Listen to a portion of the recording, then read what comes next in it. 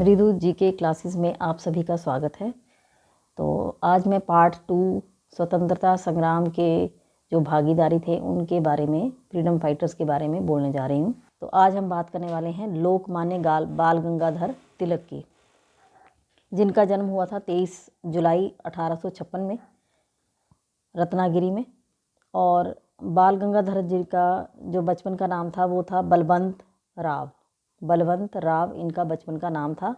और इसी के नाम से इनको जो है बाल प्रसिद्ध हुआ था। बाल जो था इसी नाम से निकाला गया एक नाम था बाल। स्वराज मेरा जन्मसिद्ध अधिकार है, ये नारा लोकमान्य बाल गंगाधर तिलक जी ने दिया था। इसके साथ साथ 1905 में जब लॉर्ड कर्जन ने बंगाल का विभाजन किया था तो इस बात को लेकर भी इन्हें बहुत ज़्यादा रोष हुआ था और इसलिए इन्होंने फिर स्वराज के ऊपर ज़्यादा जोर दिया और विदेशी वस्तुओं का बहिष्कार करने का कार्यक्रम शुरू किया। उन्होंने गणेश उत्सव, शिवाजी उत्सव यानी ये 2 उत्सव भी मनाने की परंपरा चलाई थी। उन्होंने अंग्रेज़ों के खिलाफ अपने 2 पत्रिकाएं जो इनकी छपती थी, केसरी तथा मराठा, दोनों ही पत्रों में इन्होंने बहुत ही प्रभावपूर्ण लेख लिखे थे। सूरत अधिवेशन में 1907 में गर्म दल और नरम दल जो थे ये अलग हो गए थे और गर्म दल जो था वो कांग्रेस से भी अलग हो गया था। इसके बाद 1916 में गर्म दल और नरम दल का लखनऊ समझौता में दोबारा से ये इकट्ठे हो गए थे। अप्रैल 1916 में इन्होंने होम रूल लीग की स्थापना की थी और होम रूल लीग की स्थापना में एनी बेसेंट का भी बहुत बड़ा योगदान था। तो दोबारा से एक बार रिवाइज कर लेते हैं बाल गंगाधर तिलक के बारे में।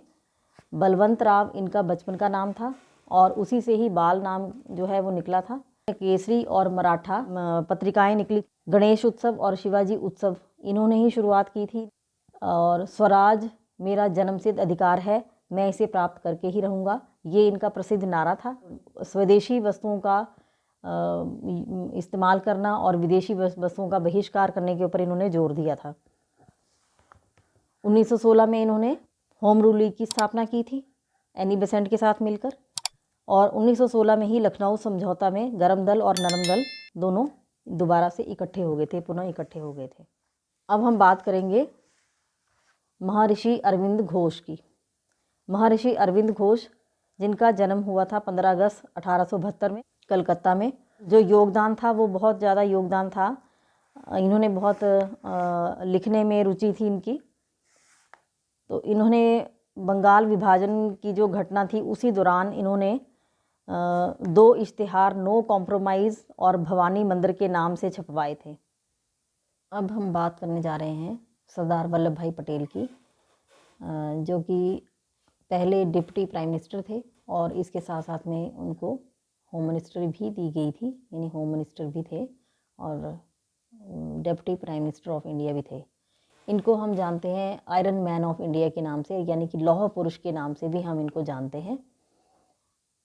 इन्होंने बहुत बड़ा योगदान दिया था एकता में, यानी भारत को एक करने में इनका बहुत बड़ा योगदान दिया था। इन्होंने 500 से अधिक रियासतों को आज़ादी के बाद एक करने की कोशिश की थी, यानी उन्होंने सभी रियासतों के राजाओं को पत्र लिखकर लोकतंत्र स्थापित करने के लिए उनको जोर डाला था कि हमारे देश में अब लोकतंत्र आ गया है, तो उसके साथ साथ अब सभी रियासतों को के राजाओं को अब अपनी रियासतों को छोड़कर लोकतंत्र में शामिल हो जाना चाहिए, ऐसा उन्होंने कहा था। तो इस प्रकार से इन्होंने बहुत बड़ा योगदान दिया था और इनको हम लौह पुरुष के नाम से जानते हैं, आयरन मैन ऑफ इंडिया। इसके साथ साथ में बिस्मार्क ऑफ इंडिया भी कहा जाता है इनको। इंडियन नेशनल कांग्रेस में इनका बहुत बड़ा योगदान रहा है। ये अच्छे सीनियर लीडर्स थे।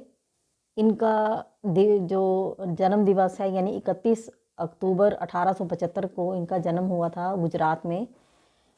तो 31 अक्टूबर को हम राष्ट्रीय एकता दिवस के रूप में मनाते हैं। इन्होंने गांधी जी के साथ भी नॉन कोऑपरेशन मूवमेंट यानी असहयोग आंदोलन में भी बहुत बढ़ चढ़कर हिस्सा लिया था। छुआछूत को हटाने के लिए जाति प्रथा को समाप्त करने के लिए और इसके साथ साथ में वुमेन एम्पावरमेंट के ऊपर जोर दिया था।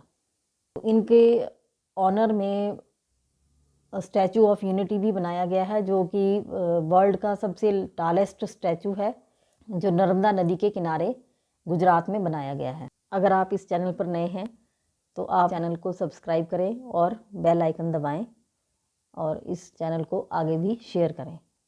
Thank you.